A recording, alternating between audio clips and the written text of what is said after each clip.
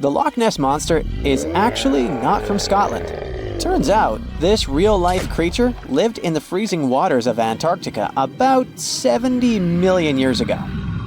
In 2019, researchers discovered fossils of a huge, prehistoric marine reptile that looked a lot like what people described as Nessie. This beast was terrifying, measuring up to 36 feet long with a massive giraffe-like neck. It also weighed around 15 tons, which is about the size of 3 elephants. Next up on our list of huge animals is a penguin. I know penguins aren't exactly what you'd call big, but scientists have just found what they think might be the biggest penguin ever, the Kumimamu fordyce. It's believed that these giant birds were hanging around New Zealand about 55 million years ago, and they were huge, weighing over 330 pounds. That's about 5 times the size of the emperor penguins, which are considered the largest penguins alive today. Now, let's move on from massive creatures to something much smaller. Meet B. manfredschmidti, a great ape that lived around 12 million years ago in what is now Germany. This creature is very special, as it's the tiniest great ape ever discovered. And when I say tiny, I really mean it. These ancient animals only weighed about 22 pounds. They were basically no bigger than a super chunky cat. If you think small creatures aren't scary, wait until you meet the electric blue tarantula. This newly discovered species from Thailand's mangroves has an almost otherworldly electric blue color. Its vibrant hue doesn't come from pigment, it is actually caused by the unique structure of its hair, which reflects blue light, making it look like an extraterrestrial being. We're going even further now, diving into the freezing pitch-black depths. At around 2,000 feet deep in the Andaman Sea, scientists found a new species of ghost shark, which they named Chimera supape. Their appearance is straight out of a horror movie. They have sleek, pale bodies, frills that look like feathers, and large, creepy eyes. These ghost sharks aren't actually sharks, but they are related, having diverged from their cousins about 400 million years ago. The good news is they're not too scary since they're only a bit bigger than a shoebox. Just when you think we can't find stranger creatures, we come across this ancient amphibian from Brazil. Scientifically known as K. rosae. This newly discovered giant crocodile-like creature lived during the Triassic period, over 240 million years ago. At nearly 10 feet long, it had a powerful jaw, resembling the modern-day alligator. This beast was definitely a survivor since it adapted to the most severe conditions ever seen on the planet. Last year, scientists were tracking the dense Amazon rainforest at night when they found some quirky orange spiders that looked like they were wearing black boots. The team soon discovered it was a new type of giant crab spider. And no, they don't look like crabs at all. They only got their name because, while perched on plants, these spiders spread their legs out to the sides, just like crabs. Do you know that some new species are named after celebrities? Hollywood icon Harrison Ford now has his very own snake, for example. Discovered in Peru, T. Harrison Fordy honors the actor famous for his role as Indiana Jones, an archaeologist with a notorious fear of snakes. Unlike the film's menacing serpents, this new snake species is quite modest in size, measuring about 16 inches long. We also have the Rampholion princei, a small new species of pygmy chameleon from Tanzania that was named after US rapper and poet Prince Iya. He received this honor because of his work raising awareness about global environmental issues. Another celebrity namesake is DiCaprio's snail-eating snake, which hangs out in the shrubs of Panama's forests. This S. irmelindi caprioi is about 15 inches long and spends its nights on palm fronds looking for snails and slugs. Its round eyes look like glowing coals that can be a bit scary, but overall, the creature is super chill. Even when it feels threatened, it doesn't bite. It just coils up around its head and gives off a really bad smell. Now something a bit more sinister. Meet Venomius tomhardii. Does that name ring a bell? Exactly. This new species of spider was named after Tom Hardy's portrayal of the infamous Marvel character Venom. And all because the black spots on the spider's abdomen reminded researchers of the famous anti-hero. Most spiders of this species were found in Australia at night, sitting in their elaborate webs in forested areas near the coast. When disturbed, these creepy crawlers often hide in silk-lined hollows in tree branches. We've also got something for the Lord of the Rings fans. In the vast and warm waters of the Amazon River, scientists have just discovered a new species of pacu. This fish is a relative of the terrifying piranha, with a plant-based diet and human-like teeth. It was named Myloplus sauron because of a bold vertical black mark on its side, which reminded researchers of the fiery eye symbol of the villain Sauron from Tolkien's epic saga. Wait, is that a tanned capybara or a wild dog? Well, actually, it's neither. This is a newly discovered dwarf deer. This tiny creature, about the size of a basset hound, scurries through the forests of Peru. The combo of large eyes, stocky body, and short legs makes this animal simply adorable. This cute little deer is the complete opposite of what we've got coming up next. This bizarre-looking creature is what we believe the beast of 5 teeth might have looked like. Its fossils, found in Chilean Patagonia, showed that it lived during the age of dinosaurs, about 72 million years ago. This finding is just another piece of evidence that mammals had been roaming around that part of South America much earlier than we thought. Moving from the forests of South America to the deserts of Australia, we come across a sand dragon lizard, known scientifically as Ctenophorus tayacalpa. With its sandy color and long, lean body, this lizard looks like it could star in a Dune movie. Discovered last year, this sand dragon lizard blends in perfectly with the hot sands of the Great Victoria Desert in southern Australia. For over 10 years, a large-eyed creature managed to hide from scientists who ventured into the mountains of southwestern China. But not this time. In 2023, the group finally managed to take photos of 7 frogs that didn't match any known species. They're now known as Leishan odorous frogs, a species that grows to be about 2 inches long and has small bumps all over their grass-green bodies. Off the coast of Chile, we have recently found a seamount nearly 4 times as high as the Burj Khalifa. Underwater mountains are usually home to beautiful life forms, like sponge gardens and ancient corals. But this Chilean seamount also hid a creature known as the flying spaghetti monster. It's a rare type of squid with long noodle-like tentacles that make it look like an underwater pasta dish. Including its tentacles, this strange creature can be over 130 feet long. Recently, scientists were diving into the cold waters of the Antarctic Peninsula when they thought they had found an ordinary dragonfish swimming by. But there was something unusual about this one. It turned out that this fish had 2 darker vertical stripes along its slender body. That's when they realized they were looking at a new species, the banded dragonfish. From bizarre sea creatures to a cute one.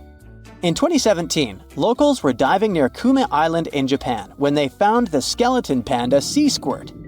This deep-sea oddity quickly won people over with its look because its black spots actually resemble a panda bear's eyes and ears. At least if you have a good imagination. This unusual creature filters water to catch its food, and is yet another reminder of the ocean's hidden wonders.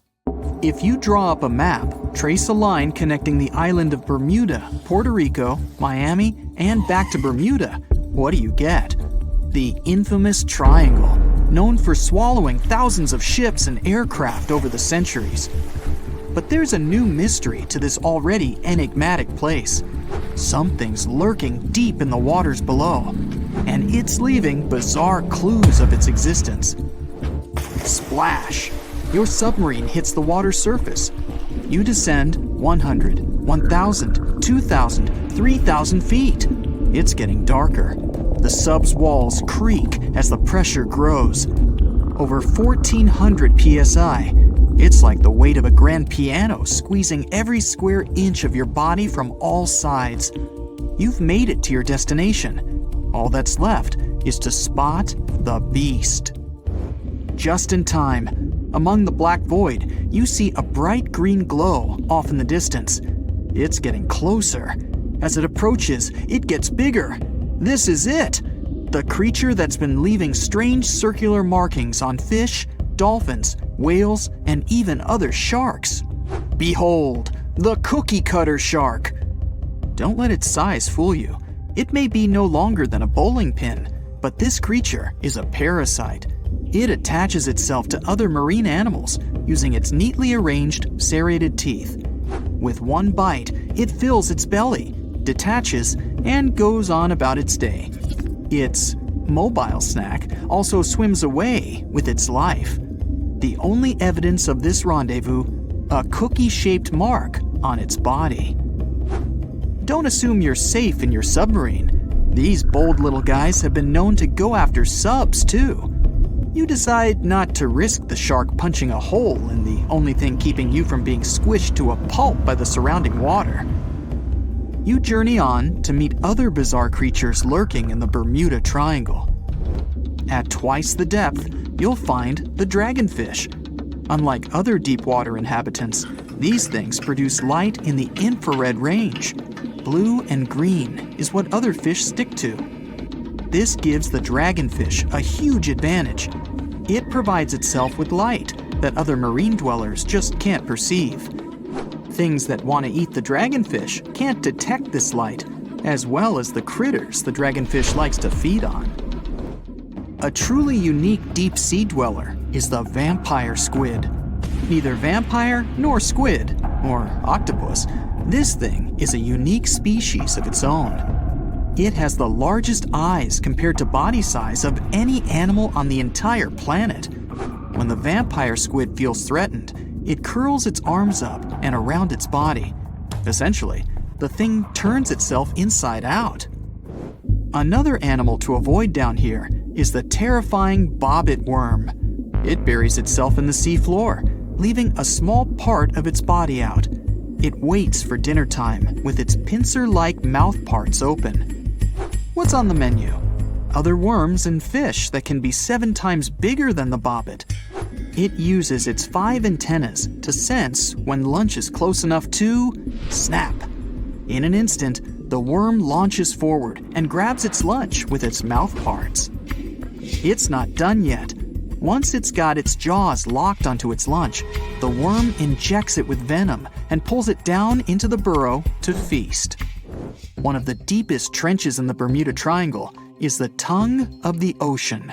This is also the secret breeding grounds of tiger sharks. You'll instantly recognize them thanks to those darker gray tiger stripes on their sides. They're the second largest predatory shark species after the great white. And with a big size comes a big appetite. Marine mammals, smaller sharks, stingrays, and green turtles are all on the menu. If you ever come face to face with a tiger shark, hopefully not, remember this: you can tell the fish's age by looking at its stripes. They fade over time, so the younger the shark, the more pronounced its stripes. There's plenty of zooplankton in the Bermuda Triangle. These are, usually, small organisms that are essential to the ocean's food chain. But get this, if nothing ate them and they were left to grow out of control, zooplankton would cover the entire world in layers and layers in just 4 months. Oh, and the largest type of zooplankton is the jellyfish. Jellyfish were around long before dinosaurs. You probably know your body is 60% water. A jellyfish is 95%. So if it gets washed onto the shore, after a few hours, most of its body just evaporates into the air. There's also a jellyfish that lives forever. The immortal jellyfish can revert itself back to its polyp stage and then grow again. Sounds like something from another planet, but it's no space jelly. Those do exist, by the way. Back in the 1990s, NASA raised jellyfish in space to see what zero gravity does to them. They were just fine living up there in the cosmos. When they came back down to Earth, though, they had trouble adjusting. The European eel hasn't been to space, but it is quite a globetrotter. It travels all the way from Europe to the Sargasso Sea, where the Bermuda Triangle is located. In the larval stage, it just drifts around the ocean for as long as 3 years sometimes. It's also the chameleon of the sea. Over the years, the European eel changes color, going from translucent to yellow to metallic silver. They're nocturnal and secretive, pretty much the ideal companion to have when you raid the fridge at midnight. A giant squid over half the length of a football field once washed up on a Florida beach. Researchers suspected this behemoth came from the Atlantic Ocean near the Bermuda Triangle. Giant squids are the longest invertebrates, meaning they have no backbone.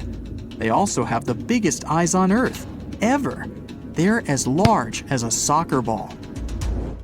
Another creature found near the Bermuda Triangle is Sterer's cave shrimp. They were so good at keeping to themselves that no one knew these creatures even existed until 2011. Some female cave shrimps carry an impressive number of eggs along with them. Scientists discovered one female had around 2,000 eggs attached to her body. The Bermuda petrel is the national bird of, yes, you guessed it, Bermuda. It's the second rarest seabird on the planet. In fact, people thought it was extinct until 1951, when they spotted a few on the island. It has an eerie cry that'll send shivers down your spine. The Nassau grouper can only be found on the coasts of South Florida. This fish lies in wait and ambushes its lunch of other fish, crabs, and lobsters. It's sort of like a vacuum cleaner because it inhales its food through its huge mouth. The fish has a cool defense mechanism too. Like the chameleon, it changes color when it feels it's in danger. Sometimes it takes on a lighter or darker shade of its own color to blend in with the environment. So, you may spot a Nassau grouper, or you may not.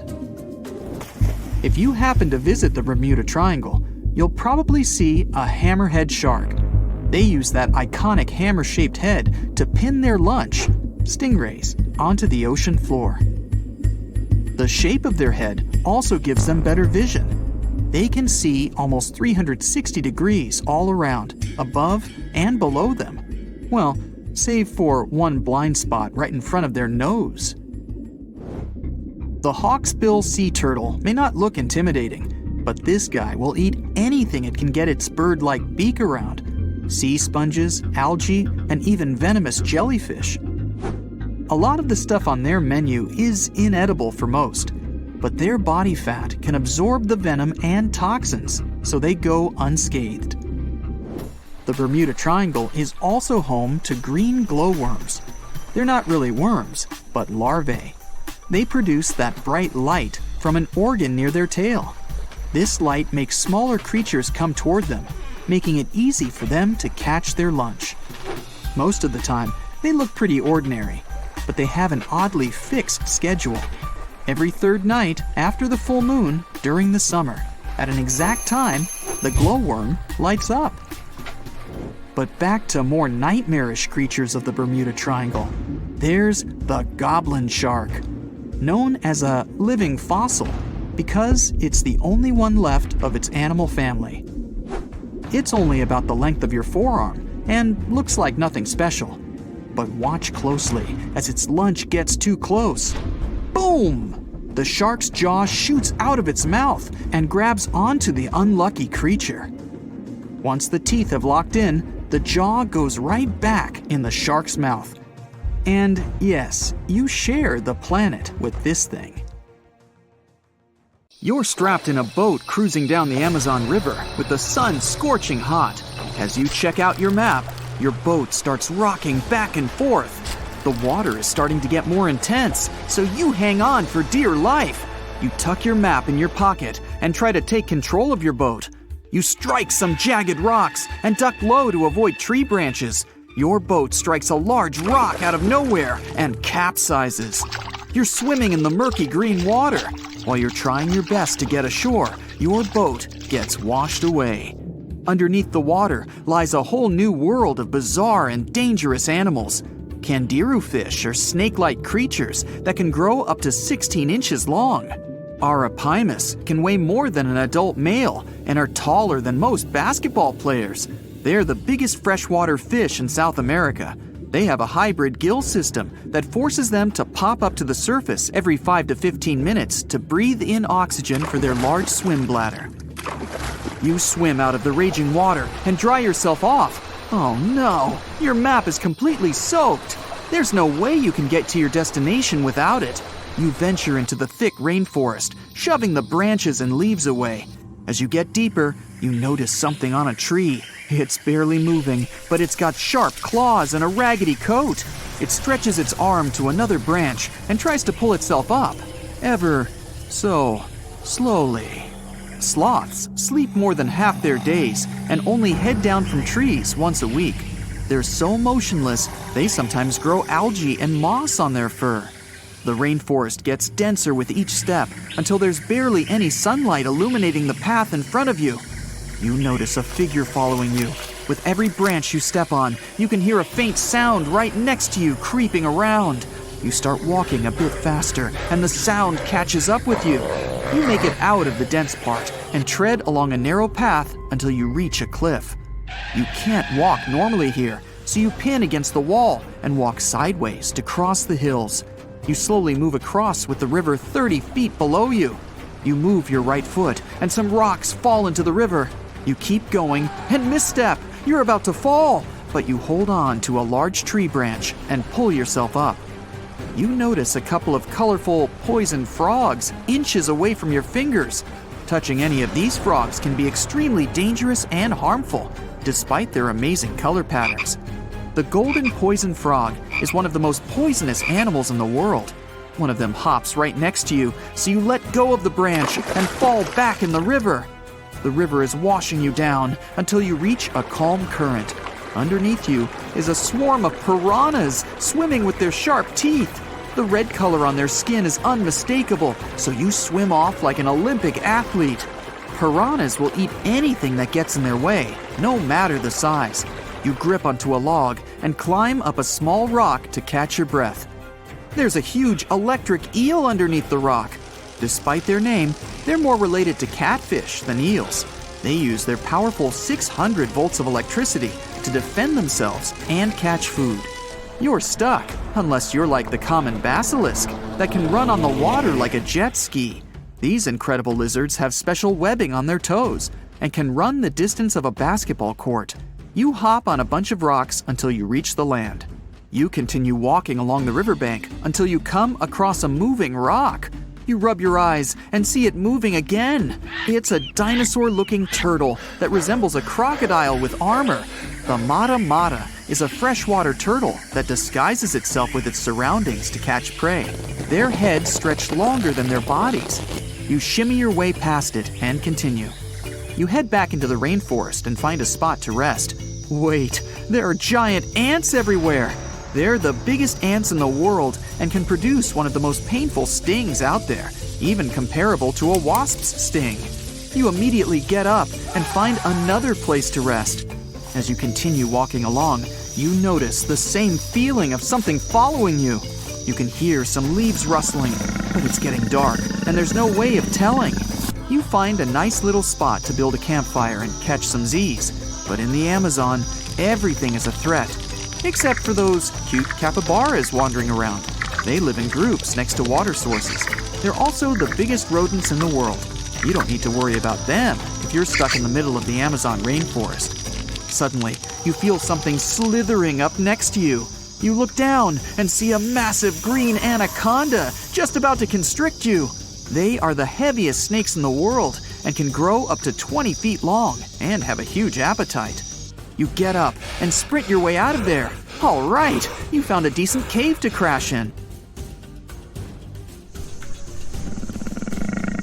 It's daytime again, and you're still alive. You continue walking along the rainforest. You were able to find some breakfast to boost your energy for the rest of the day. You spot something on a tree that looks like a branch, but it's actually a potu, a master of disguise that can spend days motionless on broken tree branches. These bizarre birds use those branches as their permanent home, where they lay their eggs and chill all day. You continue your way through the rainforest and see a Brazilian wandering spider crawling on a tree branch right in front of you. 8 of these species can be found in the Amazon area. They are some of the most aggressive and venomous spiders out there. So, you make a big detour and walk away from it. You feel someone walking next to you again, but you still can't figure out what it is. You see a steep cliff with a waterfall hitting a large lake ahead of you. Looks peaceful, until you see a team of black caimans gathering around the shore. They're the biggest predators in the whole Amazon ecosystem and feed on anything that moves. It's a good thing you're on high ground, otherwise, whoa! You slip and fall down the river, right on the deep end. So far, no caimans spotted you. You swim underwater and try to get to the opposite end of where the reptiles are. As you climb out and dry yourself off, you notice some large black spots on you. You try pulling them off, but they've latched on pretty hard. The Amazon giant leech finds its target by tracking movement and shadow. Once they attach themselves to the skin, it's extremely difficult to extract them. The best way to do so is to slide your finger next to its mouth and pull it off slowly. Ugh. You manage to get them off your body and see that the caimans are swimming towards you. You're pinned to the wall with the lake of hungry reptiles approaching. Suddenly, a pink dolphin jumps out of the water and splashes all over them. They can grow larger than humans and are the celebrities of the Amazon. Scientists think they get their color from the blood capillaries on their skin. The Amazon even has bull sharks swimming around. These carnivorous giant fish are threatening to humans and can swim in both saltwater and freshwater. These sharks prey on anything within their reach, including other sharks. The dolphin distracted the caimans, so you climb up the cliff and try to find the best way to escape. Opened jaws waiting for you to fall into the pit are right below you. You're lucky enough to escape to the top, but as your arms pull you up, the first thing that you see is a jaguar looking straight at you. It's the creature that's been following you this whole time. You get up while it starts circling you, timing its strike. You know that you can't take on a jaguar, nor can you outrun it, so you grab a large tree branch from the ground to defend yourself. It jumps at you, but you duck down in time. The jaguar lands in the water far away from the caiman crocs. It's a good thing these large kitties are excellent swimmers. You pick yourself up and continue. And to your surprise, you find your boat again. You fix it up and sail your way out of the Amazon. Whew! Well, hey there. We dive back in time and into the oceans over 500 million years ago. Just, because we can. Whoa, watch out! It's not Megalodon or giant sea reptiles you need to look out for here. It's a bizarre, unearthly-looking creature called Anomalocaris. The name means unlike any other shrimp, and I think you'll agree, it looks like a nightmarish cross between a shrimp and a modern-day centipede.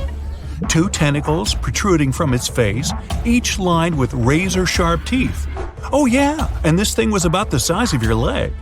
With a wave-like movement of the flaps on each side of its body, it was graceful for a terrifying creature. It was also more advanced than any other life on this planet at the time. Especially those huge eyes. You have only one lens in each of yours. This giant shrimp had 16,000. That's 4 times more than a common housefly. And you know how good their vision is. Good enough to dodge that swatter every time. All this allowed Annie to become one of the first animals on this planet to feed on others. Yep, here it is. Earth's first hunter. Its favorite meal? Trilobites. Hey, try a bite. Those are the ancient ancestors of crabs. Some of their fossils have marks on them in the same shape as the monster shrimp's mouth parts. Terrors of the past like this got to be so giant thanks to more oxygen in the atmosphere. A perfect example of this, Meganeuropsis. Imagine a dragonfly. Now make it as big as a cat, and with a wingspan longer than your arm. Megan, the monster-sized dragonfly, could easily grab other insects or even small animals, and she ruled the air with quick movements. Back then, there were still no large birds or other airborne enemies for this behemoth bug, so it was safe and free to grow as large as this planet would allow. Piranhas of the past were also jumbo-sized. Mega piranha was about 3 times the size of the river terrors we have today. Its bite force was about the same as a tiger's, and those striped kitties bite down 2 times harder than lions. That means it probably not only dined on other fish and any land creatures that, got too close to the water, but it could also easily crunch down on large turtles and other unlucky shelled creatures. And fun fact, modern-day piranhas bark like dogs when they're about to enter a confrontation. It actually sounds more like a frog's ribbit. But makes you wonder, what did this mega-sized ancient cousin sound like? A bear roaring? How about giant sea scorpions the size of your bed? Go back about 460 million years and you'd see them swimming under you. And watch out for that tail. Scientists still don't know if these creatures could use it to inject venom like your standard land scorpion, but something tells me I wouldn't want that thing anywhere near me. Then there's this guy, Therizinosaurus. Terry looks sort of like a goose with long arms. Oh, and did I mention this goose dino is about 2 stories tall and longer than a bus? Yow! Its arms make the T-Rexes look even more bite-sized, each 8 feet long, almost triple the length of T-Rexes. And on the end, razor-sharp claws the size of your whole arm. Now, don't worry about those lengthy claws too much, though. Terry probably used them to cut through giant termite nests. So, this huge reptilian goose was more interested in eating bugs and plants. Another mega monster for you, Megatherium. The giant ground sloth could look a giraffe straight in the eye and weighed as much as a hippo. It moved mainly on its hind legs and used its massive tail as support. He had huge paws with colossal knife-sized claws. The sloth could use them to defend itself from enemies and to bend tree branches in search of food. But the biggest danger to the giant ground sloth wasn't dinosaurs or saber-toothed tigers. It was our own species. Yep, humans showed up just in time to meet this fellow and to, eat him up. Titanoboa was a terrifying 50-foot snake, as long as the great Megalodon itself. It was also more than 2 times heavier than the heavyweight champion among snakes today, the green anaconda. Crocodiles were a regular on this serpent's menu. Titanoboa could swim 3 times faster than the fastest Olympic swimmer our species has ever seen. It was quicker and more dangerous in the water than outside it. And don't forget the boa part of its name. This massive snake wasn't venomous. Instead, it liked to squeeze. Remember that giant shrimp from earlier?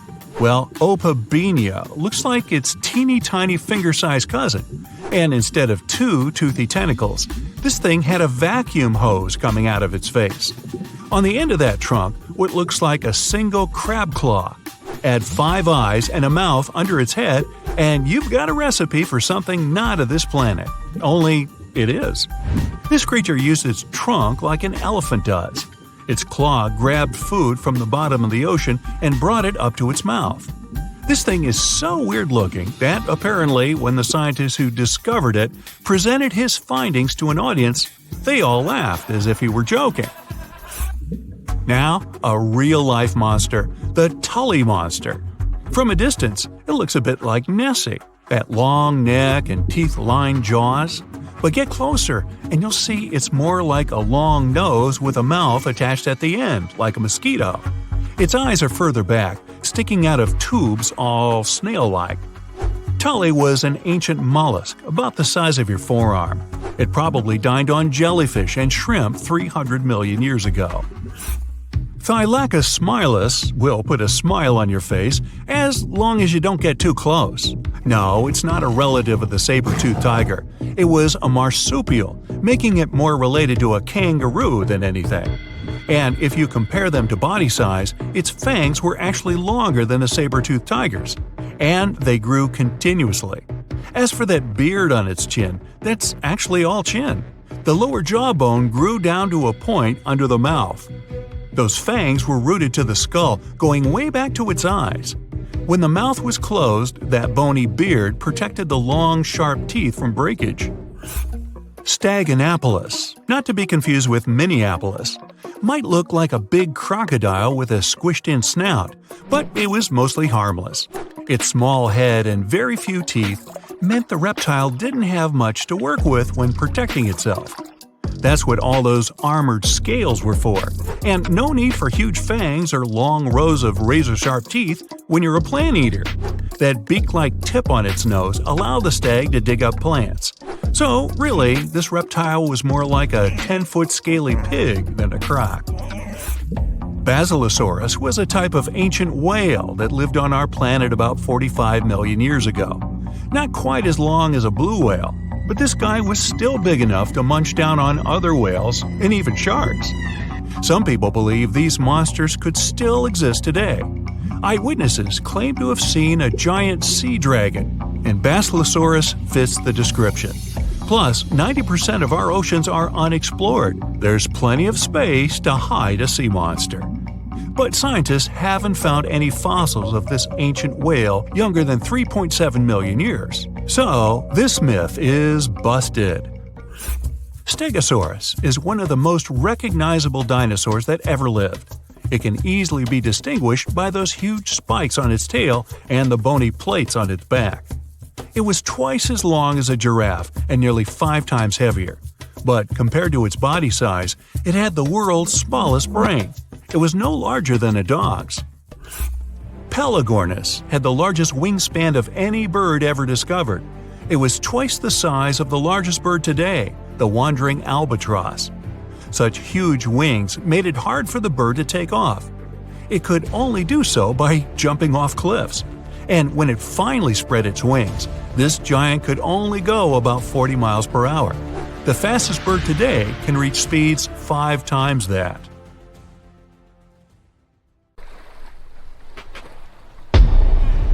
Many terrifying animals live deep beyond the waves, like this vampire squid living 3,000 feet below the surface in almost complete darkness. This animal has a cloak, like a vampire's. That's why it's called the vampire squid. Deep down at the bottom, it can't use ink to defend itself. So this animal has developed an unusual tactic. It glows slightly to scare away predators. If this tactic fails, the vampire squid can turn its body inside out, revealing tiny spikes. When you translate its scientific name, Vampiroteuthis infernalis, it literally means vampire squid from the nether. Despite its terrifying looks, it's a harmless ocean animal. This previous creature was not from space, but this object definitely is. Before Elon Musk found a way to reuse rockets, NASA would simply drop old ones after launching astronauts into space, most of the time in the ocean or deserts. In 2012, Jeff Bezos launched a mission to find the Apollo 11 rocket.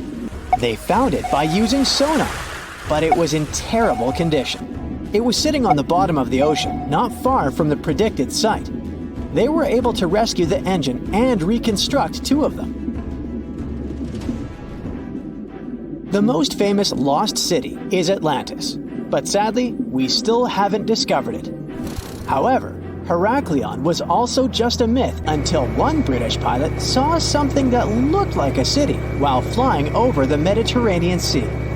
He reported it, and 60 years later, a group of divers went there. They were shocked when they found an entire city underwater. It was loaded with artifacts that could tell us a lot about the history of the place. Now it's one of the best underwater archaeological sites in the world. It's believed that the rising sea caused the whole city to go underwater. The Titanic sank in 1912. The wreck was claimed to be officially discovered 74 years later. In reality, though, a fisherman found the Titanic 8 years earlier while fishing in the Atlantic Ocean. He was pulling out his net when he spotted a head stuck in it. Luckily, it was just a doll's head. Years later, after the fisher had passed away, his son sold the doll to a doll collector. She did a lot of digging and research on every person who had a porcelain toy on the Titanic. She found the owner of the doll. Ava Hart was on the Titanic and had a doll with her. Ava survived the catastrophe by a miracle, but her toy didn't. Hart even wrote about the doll in her journal, and every detail matched the toy found by the fisherman. The tripod fish lives deep in the abyssal zone. around 20,000 feet below the surface. It's adapted to such immense depths and uses its tripod fins to stay still on the bottom. This creature doesn't have big eyes, but even if it did, these eyes would be useless in the darkness. Instead, the tripod fish uses its fins like antennas to detect any movement in the water.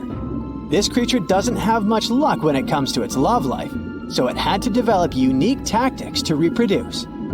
One fish can be both male and female. The next bizarre creature is the lizardfish. It has tons of razor-sharp teeth, a huge mouth, and really big eyes, which it uses for hunting. All this makes the animal look freaky. The lizardfish lives at depths of around 11,000 feet in the midnight zone, where there is zero light. This freak of nature basically eats everything it can fit inside its mouth, from small fish to other lizardfish. On the other hand, when they see other reptile fish, they probably fall in love instead, because finding mates at those depths is not an easy task. Like the tripod fish, the lizardfish can be both male and female at the same time. When you think of a river, you usually picture it on land. Still, nature is quite unpredictable, and it created a river flowing under the ocean in California. It's running at a depth of around 2 miles. This river has everything that an ordinary river has: sunken logs, trees, and rocks. And despite its uniqueness, it's not the only one in the world. There are also others in the Amazon and Greenland. A terrifying creature was discovered near Angola's coast by a remote operating vehicle. It looks like it doesn't have a head or a body. It was sitting at a depth of around 4,350 feet below the surface. After doing research, scientists concluded it wasn't anything from a sci-fi movie. It was just a cluster of siphonophores stuck together. In 2015, some random guy was diving in Caesarea, and something shiny caught his eye. He reached out, grabbed it, and realized it was a gold coin. After that, he examined the bottom and found out that there were many more. He reported the incident to the local authorities, and they concluded that he had found Arabic treasure. The coins were made of solid 24-karat gold and were a few thousand years old, but due to the perfect salinity and temperature, they looked brand new. The coins belonged to a ship carrying cargo. It was caught up in a storm and unfortunately sank. One of the weirdest things ever discovered was found in the Baltic Sea. It's an anomaly that looks as if it was created by a different civilization. It was discovered by Swedish researchers, and they basically had no idea what it was. They had to ask tons of other scientists for their opinions. When you look at this formation from above, it's 200 feet long and looks exactly like a fallen spaceship. It's hard to believe that it's a natural formation, but spoiler alert, it's totally made by nature because the Baltic Sea has gone through many erosions throughout history. Most likely, the bizarre formation is the result of these processes. A group of divers in Madagascar were shocked when they found this 7-foot monstrosity of a knife on the seafloor. The speculation started immediately, and many said that the knife was from some giants that had fought megalodons and lived on Earth thousands and thousands of years ago. That could make a nice story, but the knife is most likely a movie prop that was lost at sea. One of the ocean's most bizarre animals is the frilled shark. It's believed that this fish is the reason for all those sea serpent stories that sea explorers of the past wrote about. These animals live pretty deep in the ocean, but sometimes they can be seen in shallow waters. It's super rare, but possible. The frilled shark has a big mouth sporting around 300 teeth. It also has a long body that looks like a lizard's, and it is truly a unique species of shark. Its prey can be half of its size because this shark's stomach is like that of a snake, and it can swallow huge fish or crustaceans. Spotting a few worms in your garden is no big deal. But after seeing a 26-foot-long one in the ocean, you will make your wetsuit a little wetter. This worm is super rare, and it's completely harmless to humans. It's actually not a giant worm. It's a cluster of zooids that are stuck together in a worm-shaped formation. They usually only eat plankton, bacteria, and other tiny things that can be found in the ocean. Probably the scariest thing in the ocean that is 100% real is the Magna Pinna, which can be found at crazy depths of 20,000 feet below the surface. This monster looks like an underwater Slender Man, but it's just a squid with really long tentacles that can reach a terrifying size of 8 feet. This guy has only been seen a few times, and basically, we don't know much about this creature so far. It was one of the biggest creatures ever to roam the Earth. It was longer than your average school bus and could easily weigh more than 10 elephants combined. But where did it live? How did it end up having this size? And most importantly, why is it extinct nowadays? Let's find out. The Megalodon was the largest predator ever known in our planet's history.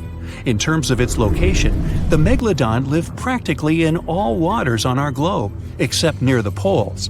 The reason why there were no Megalodon teeth found in Antarctica is probably that the gigantic creature adapted to only warm, tropical, and subtropical waters.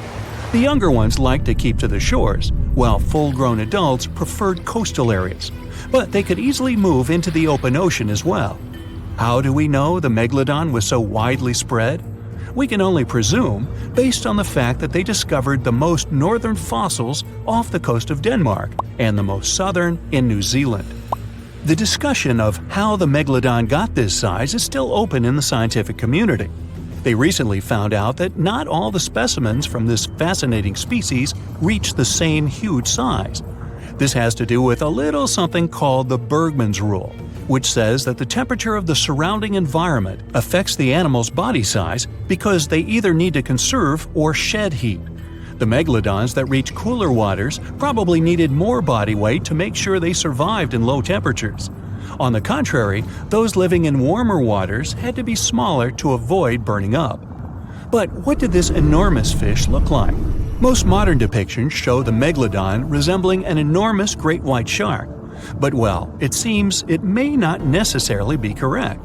The megalodon likely had a much shorter nose and a flatter jaw that looked almost squashed when compared with a great white shark. It also seems to have something in common with the modern blue shark, extra-long pectoral fins. They needed these to support their weight and size while navigating the planet's waters. Lastly, the lady megalodons, seem to have been about twice as large as the gentlemen. As for their offspring, even a small megalodon was enormous, at least 6.5 feet from nose to tail. How do we know that? Because specialists have stumbled upon megalodon nursery habitats in Panama, Maryland, the Canary Islands, and Florida. Even the piles of used diapers were enormous. Nah, not really. Surely the scariest aspect of the megalodon's looks was its mouth. I mean, think about it. Megalodon had whales for dinner, so it obviously needed to open its mouth wide enough. Scientists have estimated that its jaw would span a mind-boggling size, 9 by 11 feet wide. Just to paint you a better picture, that means it could have easily gulped down 2 adult people side by side. Wait, which 2 adults? Those impressive jaws also feature 276 teeth. Based on modern reconstructions of the force of its bite, it looks like it may have been one of the most, if not the most, powerful animals of prey ever to exist. For comparison, humans can have a bite force of around 1,300 newtons.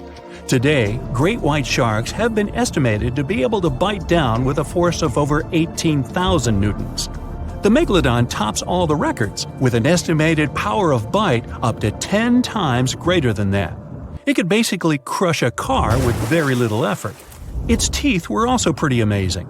Similar to sharks, the megalodon was fast in replacing its broken or worn teeth. With 4 or 5 rows of teeth in its mouth, it basically acted like a conveyor belt, growing back damaged or missing teeth within about 48 hours. This means that an adult megalodon probably would have grown several thousand teeth throughout its lifetime. It was nice of them to do that, though, since it's probably one of the reasons why Megalodon teeth are so common in fossil records, and we're able to study them properly. To maintain its impressive physique, the Megalodon had to eat somewhere around 2,500 pounds of food per day. Can't wrap your head around that? Well, it was the equivalent of 1¼ cows per day to survive. It's like if you had to eat 3,300 cans of tuna every day. I've used the word Megalodon a lot, but have I mentioned where it comes from? When translated from Greek, it means giant tooth. Ah, those clever Greeks. However, this giant shark's full scientific name is a bit more complicated, Carcharocles megalodon. But are these gigantic predators actually extinct?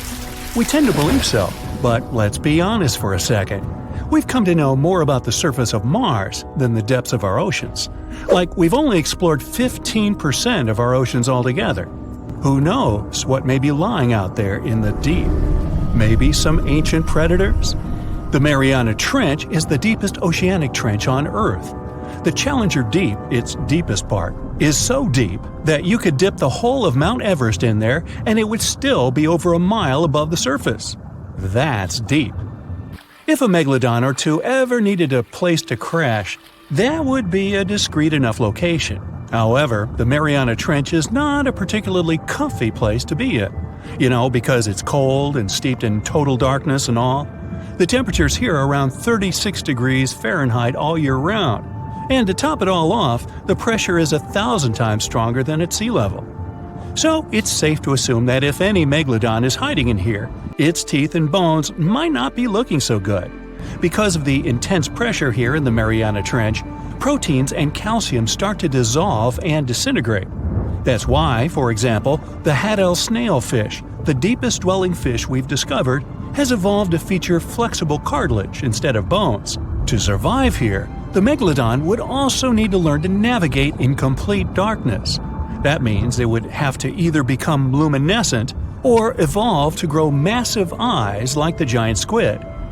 While it may sound like an intriguing and good idea for a movie script, most scientists don't think it's possible. Why?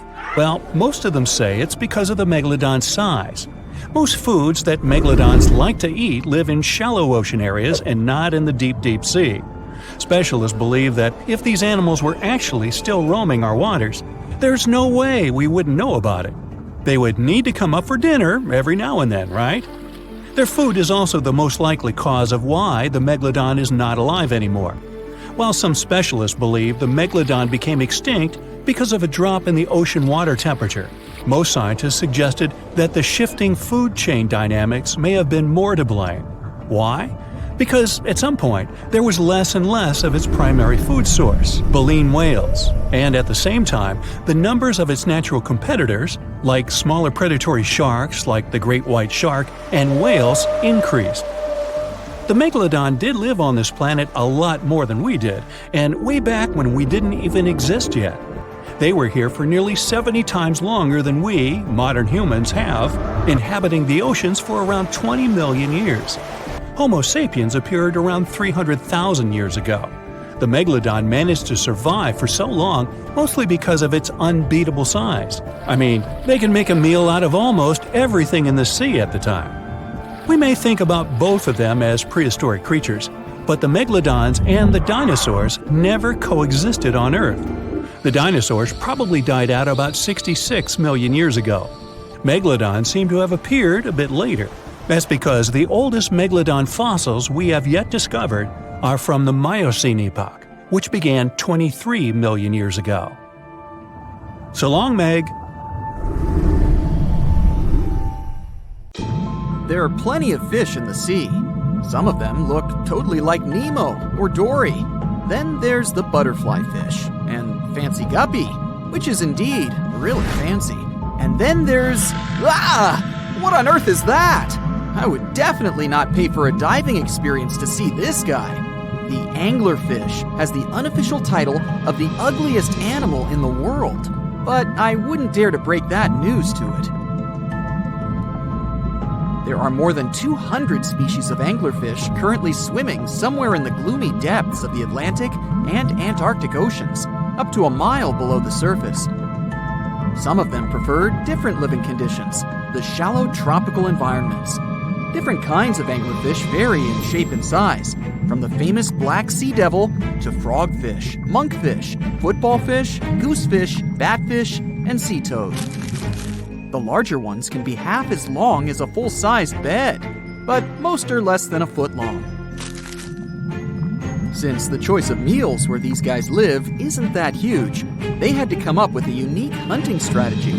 They don't waste their priceless life energy on following prospective prey. Instead, they use a piece of dorsal spine that sticks above their mouths like a fishing pole, hence the name of the fish.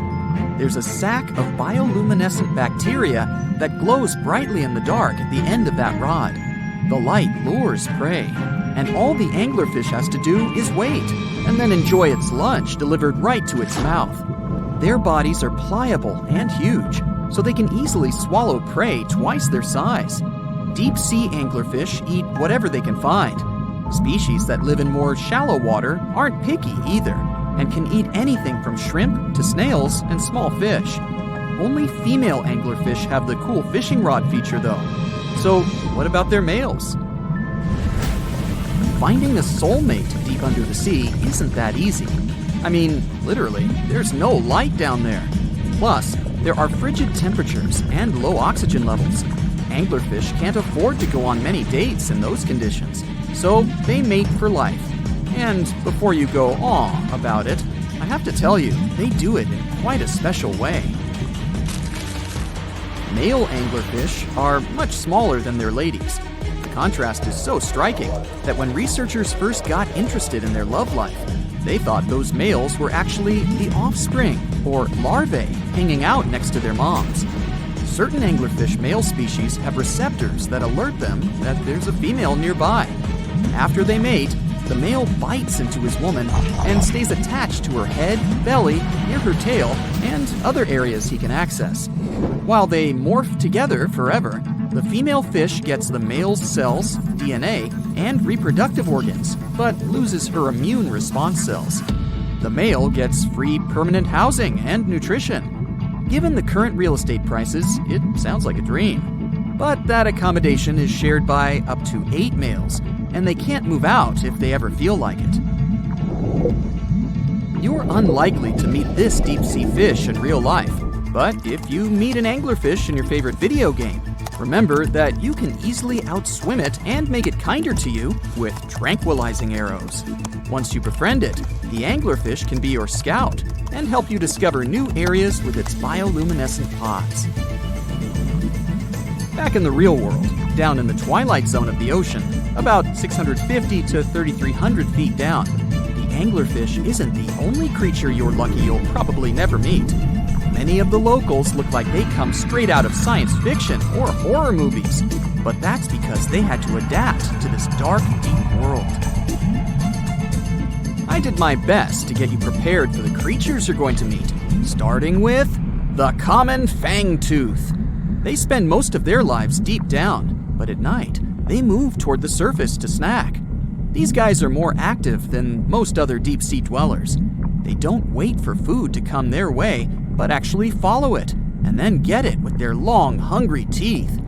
They don't have a built-in light bulb like the anglerfish, so they've developed a great sense of smell and use as much sunlight as they can get there in the depth to get around. Sometimes, even the shadow of a passing by prospective prey is enough for them to switch to action mode. And though they don't look too charming, they're completely harmless to humans if you ever run into one of these guys. Stoplight Loosejaw sounds like a great name for an alternative band, but it's actually another deep-sea resident with sneaky hunting habits. It has special light-producing photophores under each eye. They emit green and red light like a stoplight, hence the name of the fish. Unlike other fish, these guys hardly ever leave the twilight and midnight zones. Their lower jaw is a quarter of the total body length, and the stoplight keeps it open all the time, hoping to get some lunch. It looks like a ferocious predator, but mostly prefers zooplankton, with an occasional dessert of shrimp, krill, and fish. I'm sure you didn't expect to meet a hybrid of an eel and a bird. But here it is! The slender snipe eel has a beak, much like that of a bird, with curving tips. The beak is equipped with tiny hooked teeth that the eels use to catch the antennae of delicious shrimp. And it sure is slender, stretching up to 5 feet and weighing only a few ounces. Scientists don't know all of this guy's secrets, since it's pretty tricky to study in their natural habitat. But it looks like they only produce offspring once in a lifetime, and then pass away. Glass squids like to take it easy in life, and literally go with the flow. They're filled with a solution which is lighter than water, so they don't have to make any effort to move around the deep sea, looking for food and partners. These creatures are transparent, so they blend into any landscape and don't even cast a shadow while moving. Talk about a great survival tactic. If danger finds it anyway, it can transform into a lumpy ball, pushing its head and tentacles into its mantle cavity. It can also release ink into the mantle and go from transparent to black. The same ink can protect it against hungry whales and seabirds. Another tactic they use to scare off predators is to activate their light-emitting organs around their eyes. I'm getting hungry. Maybe I can snack on this sea cucumber. Ouch, it's moving! So I guess it doesn't belong in a salad after all. These soft-bodied fellows live in all parts of the ocean, from shallow waters to the deep underwater world. Most of them slowly move around with their tiny feet, but some crawl around by flexing their bodies. Sea cucumbers can shed their internal organs when there's a predator approaching. Those sticky organs distract the intruder, and the happy cucumber moves on and just grows the organs back. What's that glistening in the distance? Looks like someone dropped gems in the water. That's a sea sapphire, also known as the most beautiful animal you've never seen. Some males of this type of copepod can change color from deep blue to purple, red, or gold. 1 second later, it's gone. And it's back, shimmering bright. The secret to this magic is that their bodies are transparent and reflect light differently at certain angles. It looks like it's their way of communicating between each other and attracting mates. Female sea sapphires don't have the same superpower, but their eyes are bigger compared to males, probably to spot them from a distance. Males roam wild and free, and their ladies stay in the crystal palaces of strange barrel-shaped jellies called salps. The sky is burning. The world's oceans are foaming. Thunder and lightning are shaking the air. Two of the most terrible and powerful monsters collide in a duel. A harbinger of the end of the world. Just the sight of this monster can drive anyone mad. Great and atrocious Cthulhu. And the biggest squid on the planet is fighting against it. A beast that knows no fear because it's fear itself. The cause of 1,000 shipwrecks, the mighty and hideous Kraken. Let the most epic fight in the history of the universe begin. You're on a fishing boat, sailing in a calm ocean. The water is crystal clear, and there's no wind. The sea merges with the horizon. The land isn't visible, and you feel free. You look over the side of the boat and notice something strange in the water. You're floating in the center of a huge black spot, surrounded by a wide field of green. What's that? Oil spilled into the water that took on such a strange hue? Then why is it so perfectly round? Suddenly, you realize what it is, and the blood freezes in your veins. The black circle is the pupil in the center of a huge green eye. The thing that's looking right at you from the water right now is so big that your ship looks like a speck next to it. It's the Kraken. But don't worry, the monster isn't interested in a small prey like you. The Kraken has been sinking ships for centuries and never met any decent resistance. There are thousands of boats lying on the sea floor, but what's the point? The Kraken longs for a real challenge, but can't find it. The largest mammal on Earth is the blue whale, which is no more than a pet goldfish for the Kraken. Even a Megalodon could easily lose to the tentacled beast in battle. Maybe look for some great monster on the bottom of the Mariana Trench? No, the pressure is too high, and there's almost nothing living there. But then, the Kraken has an idea. It goes to the most remote place on Earth, a place rarely visited and poorly explored.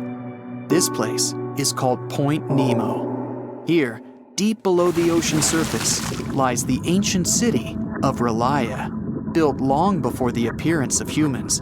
And amidst the slumbering ruins, the huge and powerful Cthulhu is dreaming. This ancient demigod has been resting here for hundreds of millennia. All this time, Cthulhu has been waiting for its hour to wreak havoc on Earth. It's sleeping, but even in its dreams, Cthulhu communicates with members of its very own cult following. It uses telepathy to get into their minds and make them do atrocious things. But all of a sudden, Cthulhu's slumber is interrupted. Who dares wake it so rudely? Cthulhu opens its angry red eyes, overgrown with seaweed, and sees a huge squid in front of it. The Kraken has finally found a worthy opponent. Immediately, it pounces on Cthulhu and wraps its tentacles around the monster's head. The fight begins. Cthulhu heavily pushes off from the sea floor and rushes to the surface, dragging the Kraken with it. Two giant monsters, larger than the tallest skyscrapers, emerge from the water. The sea is raging, and clouds are gathering over the battlefield. Enraged, Cthulhu strikes at the Kraken, but it doesn't seem to feel anything. Lightning flashes in the black and churning clouds. Cthulhu tries to tear the Kraken off itself, but the squid's tentacles firmly grasp the green monster. Meanwhile, you're on your way to Point Nemo to watch the battle unfold. You need to sail from the coast of Chile, and strange things are happening there right now. Hundreds of sailors are climbing on board dozens of ships. There are ordinary fishing vessels, as well as heavily armed and loaded Navy ships. And when you ask anyone where all these people are going, they all give you a dark look and answer, into eternity. The Kraken is taking the upper hand, and Cthulhu calls its followers to help. It hopes the ships will be able to help defeat the enemy, but it'll be 2 days before the first of them arrive from land. Cthulhu finally tears off the Kraken and throws it into the water. The squid attacks again, but Cthulhu grabs it by the tentacles and lifts it above its head. Lightning strikes the Kraken, but it's no more than a spark to the giant monster. At the same time, the entranced sailors stand on decks and look in the direction of the battlefield. At night, they fall asleep and see the same dream about the ancient city of Relaya. In the center of it, there's a twisted chapel, and inside, Cthulhu sits on its throne, calling its followers. Day and night and day, the monsters have been fighting each other with their last strength. And at last, tiny dots gather around them. The ships have arrived. They're ready to attack the Kraken, and Cthulhu gives them a mental order. But the Kraken has its own ace up its sleeve. It hadn't been sinking ships just for fun. Very often, it saved thousands of marine creatures caught in fishing nets. And now, they and their offspring from all over the ocean come to help the Kraken. Huge octopuses, blue whales, great white sharks, electric eels. They're all attacking enemy ships. Whales are ramming the submarines, and eels are turning vehicle engines off with their electric discharges. Suddenly, the Kraken dives under the water. Did it give up? Got scared? Not likely. Cthulhu looks out into the ocean and waits for the squid to attack. The Kraken swims beneath the fighting people and fish. It starts twisting its tentacles, creating a huge whirlpool. The ships are doomed now, and Cthulhu can only rely on itself. The Kraken is a powerful creature, but it's an animal after all, while Cthulhu is incredibly intelligent, albeit malevolent. It understands that the Kraken is a sea monster and can be defeated once on land. Cthulhu's roar shakes the skies. Lightning bolts strike the ocean. The water is boiling. The ancient city of Relaya is rising from the bottom of the sea. The Kraken can't escape here. It needs water. The squid fights Cthulhu with the last of its strength, but without its element, it quickly loses. Cthulhu is victorious.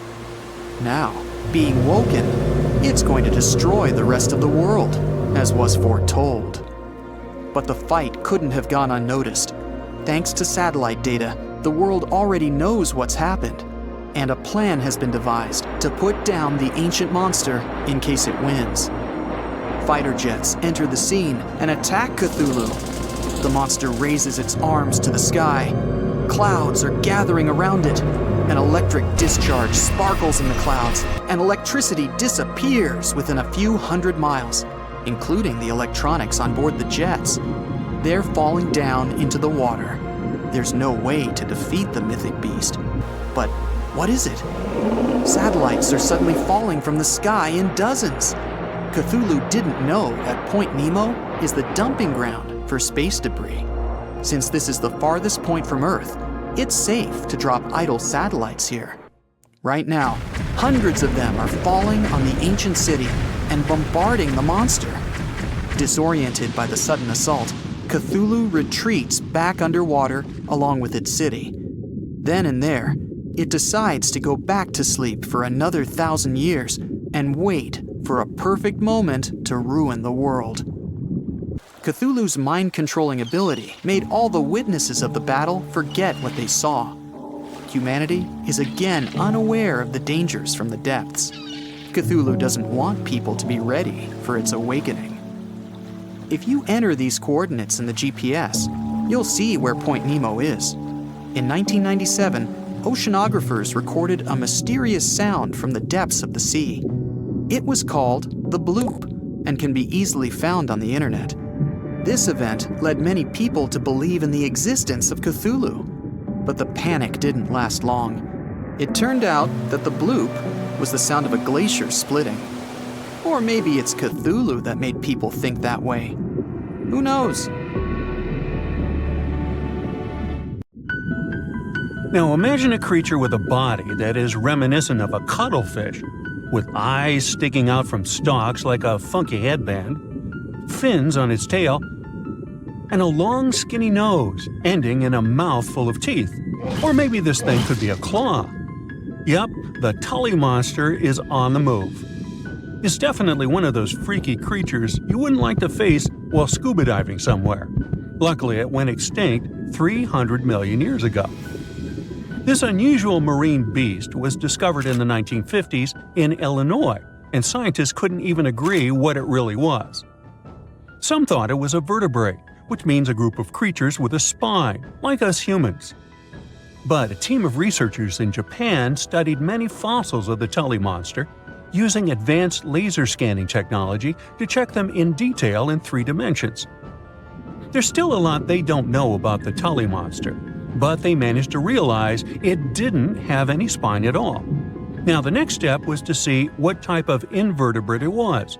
Could it be vertebrate-like, such as a land sled? Or are we talking about something closer to snails and worms? They also discovered the creature had segmentation in the head area that extended from its body, and that's not something bony creatures have. Still, in recent years, some researchers had the idea the Tully beastie could be related to jawless fish, such as lampreys. These fellows belong to the most ancient group of vertebrates, and are not pleasant to see either. In the case of lampreys, we're not talking about extinct animals. They're still out there somewhere, wandering the ocean and scaring other animals, or you, if you see it in the northern and western parts of the Atlantic Ocean where they live. And they've been here really long, even before the dinosaurs.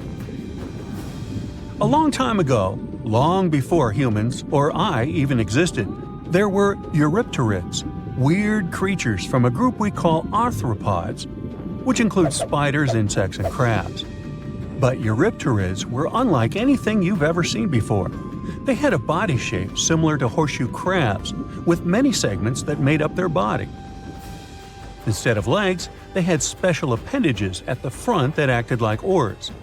Some even call them giant scorpions, but most Eurypterids were actually quite small, except for this special one, which was truly enormous. It could grow to a staggering length of about 8 feet. Wow! The next time you see a crab scuttling along the beach or a spider swimming its web, remember, we're lucky we only got mild versions of their ancient relatives, which, by the way, disappeared hundreds of millions of years ago. Whew. Now, some Eurypterids were pretty fierce and fast predators. They would swiftly swim after their prey, chasing them down in the water. Others were more like scavengers, living on the bottom and feeding on whatever they could find along the way. They had a taste for the leftovers, like some sort of cleanup crew of the ancient oceans. Eurypterids love to spend their time in brackish water environments. It's water with more salinity than fresh water, but still less than seawater. Now imagine you're just floating around and all of a sudden you see this guy. No, it's not some weird tiny spaceship, and you won't see it floating in space, even though that's where it would perfectly fit in, as some weird creature from another planet you'd see in sci-fi movies. You'd actually see it floating in the sea because we're talking about a really small animal with enormous eyes called Dilophosaurus. Each of its eye bulbs was about a quarter of its whole body length. That's what gives it that space look, like it might live on one of the oceans under the surface where we look for life, like Europa, one of Jupiter's moons, or Titan, Saturn's biggest moon. I could easily imagine creatures like Dilophosaurus giving us a warm welcome once we get to Mars, too. Dilophosaurus had great vision. It would keep a keen eye out for any movement in its surroundings. Once it noticed something, it would swiftly launch its spiky appendages forward. At first, these things looked like tools for fixing stuff, but Dilophosaurus actually used them to capture smaller arthropods.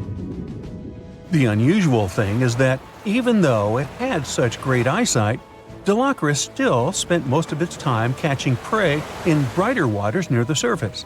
And yet, scientists found its fossils in the rock layers that are more often associated with darker environments, where animals such as deep-sea crinoids and vampire squids reside today. It's confusing.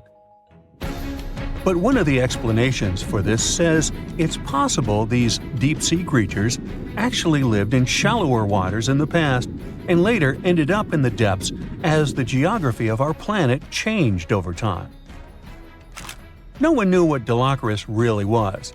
It could belong to a group of arthropods, and it seems to me that's where most of the world's weirdest creatures are. Some believe it could be related to mantis shrimp, while others compare it to blind, worm-like crustaceans that live in dark underwater caves. And check out this enormous worm lurking beneath the sandy ocean floor, patiently waiting for its next meal to swim by. These ancient creatures were like stealthy predators, perfectly camouflaged in their sandy lairs. And now, 20 million years later, scientists have found the remains of their hidden hideaways. The burrow they discovered, shaped like the letter L, was found preserved in ancient sediment on the seafloor of Taiwan. It was around 7 feet long and only an inch wide. That's where the ancestors of modern bobbit worms lived.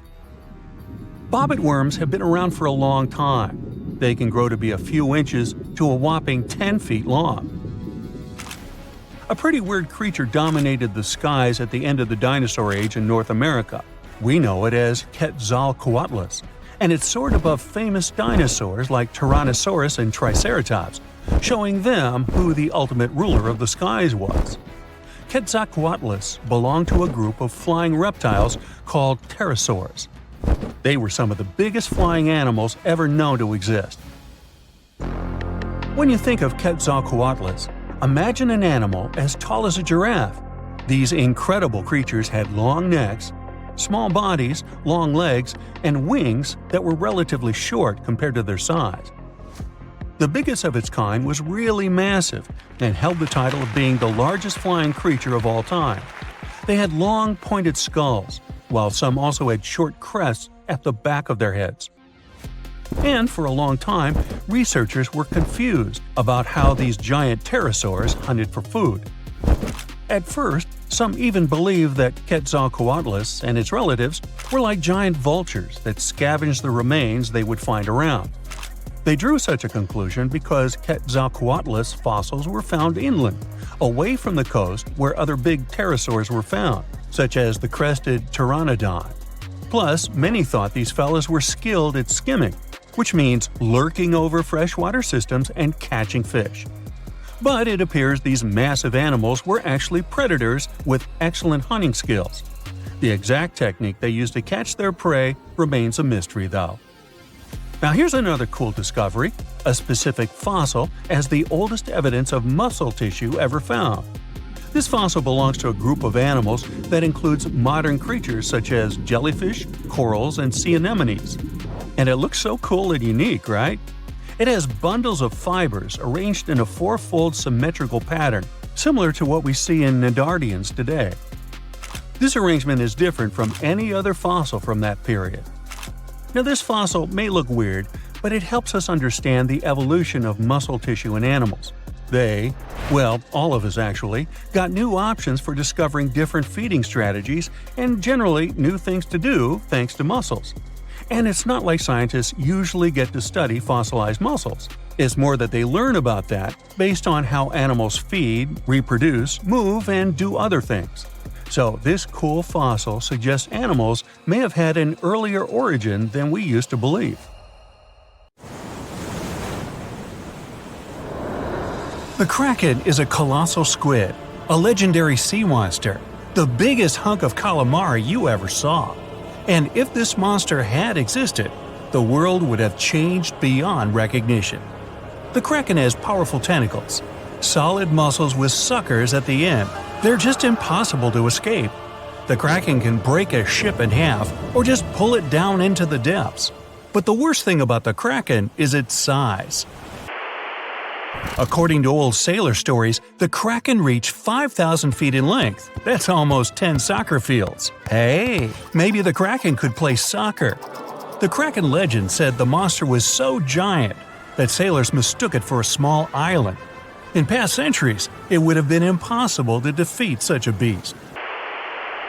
If the Kraken existed in reality, it might have had offspring. Yeah, in all the world's oceans, there would be giant monsters that could sink any ship. It's unlikely that the Kraken would have competitors in its habitat, so its population would grow strongly. Since the Kraken is enormous, it would need lots of food, so the population of other large sea animals would fall significantly. Blue whales, great white sharks, other giant squids, all the big sea creatures would be endangered. Many people are starving because of the reduction of large fish in the ocean. Urban economies that rely on fishing will be in decline. Prices for small fish around the world are getting more expensive because it's unsafe to fish. To defeat the Kraken, you need powerful weapons, but the monster is tough to catch. The Kraken belongs to the cephalopod genus. This species includes squid and octopus, some of the most intelligent creatures on the planet. The Kraken is a skilled hunter and will never fight in the open. So, what can you do? You can't track the Kraken because it approaches from the depths, not the surface. Though you may be able to tell that the monster is somewhere nearby if a lot of fish surface. When the Kraken swims, it scares all the fish in the vicinity. But it might already be too late. A huge tentacle emerges from the water, resembling a high tower. This tower falls on the deck of the ship, shattering it. The sailors scream and run. The Kraken lands a second blow, and the vessel is almost capsized. Next, the Kraken wraps its giant tentacles around the ship and pulls it to the bottom. Oh boy! What if the sailors managed to detach the ship from the tentacles of this monster? With the help of powerful weapons, the ship's crew strikes back. The Kraken retreats under the water. It's hurt, angry. It seems the battle is over, but here comes the worst. A whirlpool forms beside the ship. Thanks to its considerable weight, when the Kraken dives, it creates a whirlpool behind it. Like a drain in a giant bathtub, this whirlpool sucks the ship down. The battle with the Kraken is lost. Well, that was unfortunate. You might be able to defeat the monster if you can anticipate its attack in advance. But the Kraken can see you and your ship before you can see it. Colossal squids live in deep waters, and they have the largest eyes among all animals. The squid's eye is the size of a dinner plate. Thanks to this, they can see their prey from far away. Similarly, a kraken would spot the ship much sooner than sonar could pick up the kraken. It would always have the drop on you. Well, that's not good. Around the world, cargo transportation by ship is declining. Airlines provide the only safe connection between the continents. This will increase air pollution. The most successful enemy of the kraken is submarines. They travel at great depths and are equipped with powerful echolocators to help detect the kraken in advance. Subs are well armed too, and the round metal body is not so easy to destroy.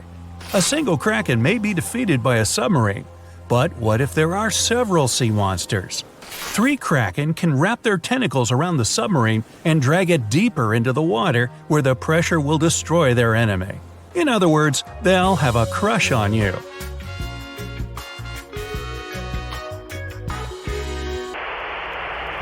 The existence of the kraken will have dramatically changed the development of many countries.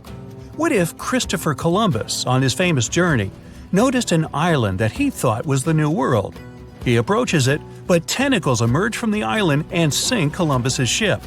The colonization of North America is delayed, maybe until airplanes are invented, and the first crewed flight wasn't until the 20th century. There would be no Hollywood. There would be no hamburgers, no famous American music playing. There wouldn't be YouTube, which means you wouldn't be watching this video right now. Worst of all, the internet wouldn't exist either. And all this because of one stupid monster squid. The Vikings wouldn't sail on their long ships to raid and settle foreign territories. The history of Norway, Sweden, Finland, and other Nordic countries would have changed drastically. Hey, maybe the Titanic wouldn't have hit an iceberg, but a giant sea monster instead. Though it's unlikely that people would take trips on huge ocean liners in a world where the Kraken exists. Maybe though, the Kraken isn't all that aggressive. Still, they need a lot of food, and because of the growing population of these monsters, there will be much less food in the ocean. Therefore, the Kraken will increasingly come to the surface for hunting.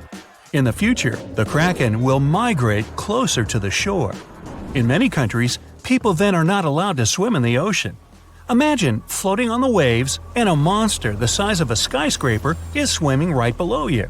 Relaxing at sea and on the beach will no longer be popular. Many countries that live off tourism become impoverished. When the krakens grow hungrier, they try to capture prey from land. A huge squid could attack small port cities. Houses, docks, streets, everything can be crushed. A tremendous amount of plastic is thrown into the ocean near the coasts of large countries. Billions of tons of plastic will bother the kraken. An angry, hungry monster can attack bridges like the Golden Gate Bridge. Imagine that a huge squid surrounds the bridge and blocks all traffic. Some of these squids could break the strong cables with their power, and the entire structure would collapse into the water. Ooh! It's good that the kraken doesn't really exist to swim in our seas and oceans, at least as far as we know. But could the monster have actually existed? Legends stretch back years, but scientific evidence appeared in the middle of the 19th century. In 1857, a 3-inch diameter squid beak was discovered on the coast of Denmark. Other huge squid remains were found in the Bahamas, and then scientists were convinced that gigantic squids existed. While colossal squid has been officially discovered since then, it's been more than 100 years, and we still don't know what max size they can grow to. The fact is, colossal squids are one of the most elusive creatures on Earth. They live in the depths of the ocean where it's challenging for scientists to reach. Any dive to a greater depth requires powerful, bulky equipment. Underwater bath escapes and cameras make a lot of noise and light, which squids notice from afar. They flee before we can see them. The legend of the Kraken probably appeared because of a real colossal squid. People in the past didn't know about these creatures' existence, so when they saw one for the first time, they described it as a massive, terrible monster. It's difficult to say if these huge squids were the size of a small island, because the truth is, we've only studied about 5% of the ocean. It may be that in its depths, monsters much more terrible than the Kraken swim. Like my nephew, Peter.